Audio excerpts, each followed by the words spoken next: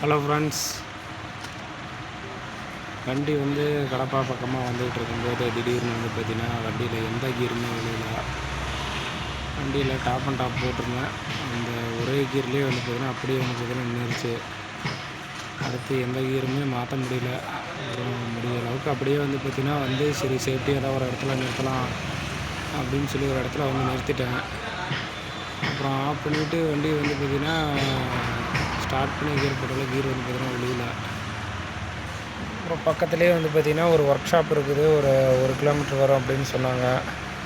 ஆனால் அங்கே ஒர்க் ஷாப்பில் பார்த்திங்கன்னா கீர் பாக்ஸ் பார்த்திங்கன்னா எல்லாம் பிரித்து கழட்டி மாட்டுறதுக்கு தனியாக ஒரு லேபர், இந்த ட்ராலி பார்த்திங்கன்னா இங்கே ஒர்க் ஷாப்பில் இருந்து அங்கே வண்டிக்கிட்ட எடுத்துக்கிட்டு வரதுக்கு ஒரு லேபர், திரும்ப வேலை முடித்த வாட்டி அங்கே வண்டிக்கிட்ட இருந்து திரும்ப ஒர்க் ஷாப் எடுத்துகிட்டு வரதுக்கு பார்த்திங்கன்னா ஒரு வாடகை, இது எல்லாம் பார்த்திங்கன்னா டோட்டலாக இது பண்ணி மொத்தமாக ஒரு 6 சில்லரை பார்த்திங்கன்னா சொல்லிட்டாங்க. அப்புறம் சரி என்னடா பண்ணுறது அப்படின்னு சொல்லிவிட்டு இதை கிளச்சு பிளேட்டு முக்கால்வாசி பிளேட் அப்படியே தான் இருக்குது. ஆனால் அதுக்குள்ளார வேலை வச்சிருச்சு. என்ன பண்ணுறது? ஸோ பிளேட்லாம் நம்ம மாற்றலை, பிளேட் அப்படியே தான் போடுறோம். என்ன வேலை அப்படின்னா, இந்த இடத்துல இது பார்த்திங்கன்னா பார்த்துருக்குறீங்களா, இது பார்த்திங்கன்னா இந்த இடத்துல ஒன்று வரும், அது கட் ஆகிடுச்சு.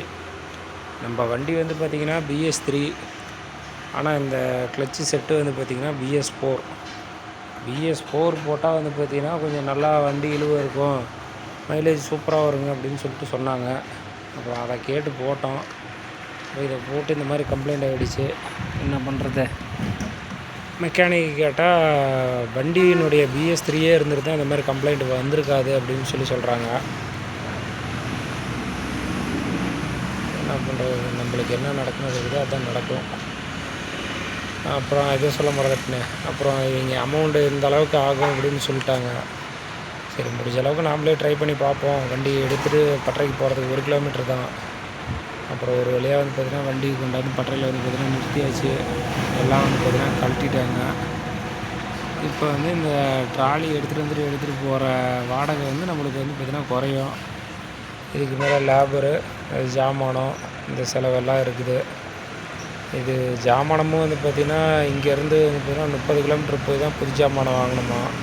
அதனால் புது ஜாமானமும் போட முடியாது. என்கிட்ட ஸ்பேர் பார்த்திங்கன்னா இருக்குது நல்ல கண்டிஷனில்.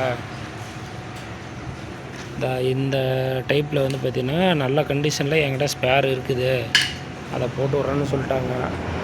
அப்படி இல்லை புதுசு தான் போடணும் அப்படின்னா நாளைக்கு சாயங்காலம் பார்த்திங்கன்னா போட்டு விட்றேன், நாளைக்கு தான் போய் வாங்கிட்டு வர முடியும், நாளைக்கு வாங்கிட்டு வந்து நாளைக்கு சாயங்காலம் போட்டு வரேன்ட்டாங்க. அப்புறம் சரி இல்லை எனக்கு இது மட்டும் போட்டு விடுங்க அப்படின்னு சொல்லியிருக்கிறேன். பார்ப்போம், எப்படியும் இன்னும் ஒரு 2 ஹவர் ஆகிடுன்னு சொல்லியிருக்கிறாங்க. வேலை எல்லாத்தையும் முடிச்சுக்கிட்டு திரும்பவும் நம்மளுடைய ரைடை பார்த்திங்கன்னா கண்டினியூ பண்ணலாம். வேலையெல்லாம் முடிச்சுக்கிட்டு திரும்பவும் பார்த்திங்கன்னா உங்களை சந்திக்கிறேன்.